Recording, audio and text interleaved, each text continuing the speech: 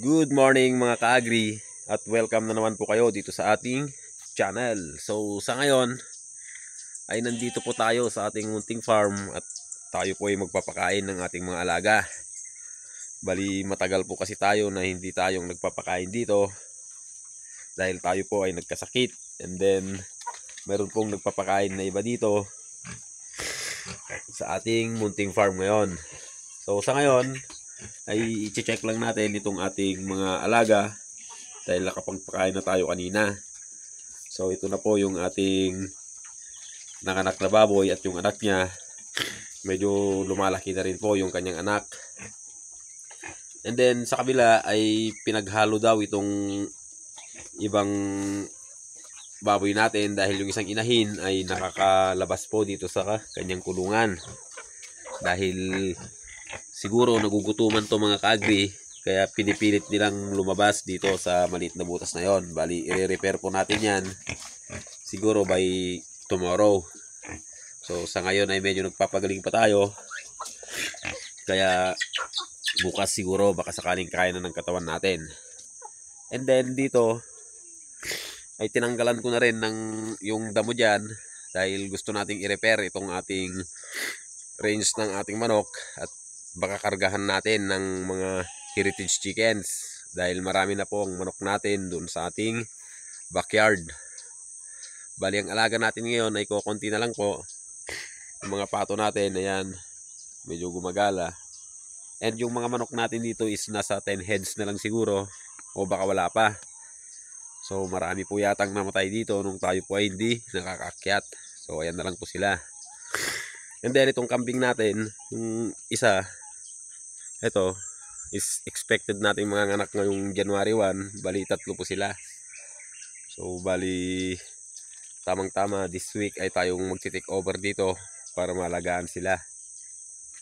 So sa ngayon ay ito po, maputik po dito sa aming mini farm ngayon dahil nga sa tuloy-tuloy po ang pag-ulan. So sa ngayon ay medyo magandang panahon at sumisilip ang ating araw. Bali napakalungkot na po ng ating mini farm dahil sa kukunti na po yung alaga natin. Kaya dapat magkakarga ulit tayo at paghahandaan natin yung susunod na taon. Mga December yon, paghahandaan ulit natin yung susunod na December ngayong susunod na taon. Dahil talagang kinulang po tayo ng stocks. Marami pong bumibili sa atin pero wala po tayong may bigay. So yung mga pato natin ay halos naibigay po natin lahat ng pwede. Nag-iwan lang tayo ng 3 inahin.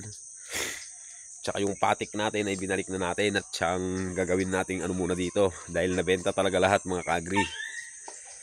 So sa ngayon ang plano ay magpaparami ulit tayo dito. So lilinisin natin. So may binago sila ditong mga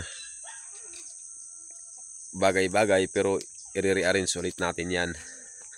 So gusto nating maging maayos ulit itong ating mini farm. So ayan yung mga inahin natin. So kung mapapansin nyo, yan na lang po yung ating mga alagang manok. And then parang medyo makalat. So kaya yan, marami tayong ayusin dito sa ating mini farm. So itong mga kambing halos wala na rin makain. Kaya mamayang hapon siguro ay kukuha tayo ng ipapakain sa kanila. So kawawa naman sila. Kaya babalik tayo dito para tayo ulit ang talagang mag-aalaga. Dahil mahirap pag pinapaalaga lang natin. So iba yung style ng pag-aalaga nila at iba rin sa atin. So mas epektibo po yung sa atin. Kaya i-take over ulit natin to mga ka-agri. Sayang naman itong mga naipundar ko dito, yung mga nagawa ko, kung papabayaan lang natin. So ayun, nabangan nyo po yung gagawin natin dito mga ka-agri. And then tingnan nyo dito ay medyo makalat na. So ito na po yung nangyari sa ating pinakamamahal na kubo. Yung naging boarding house. So yan. hindi na masyadong naayos. So kaya ayusin natin to mga ka-agri.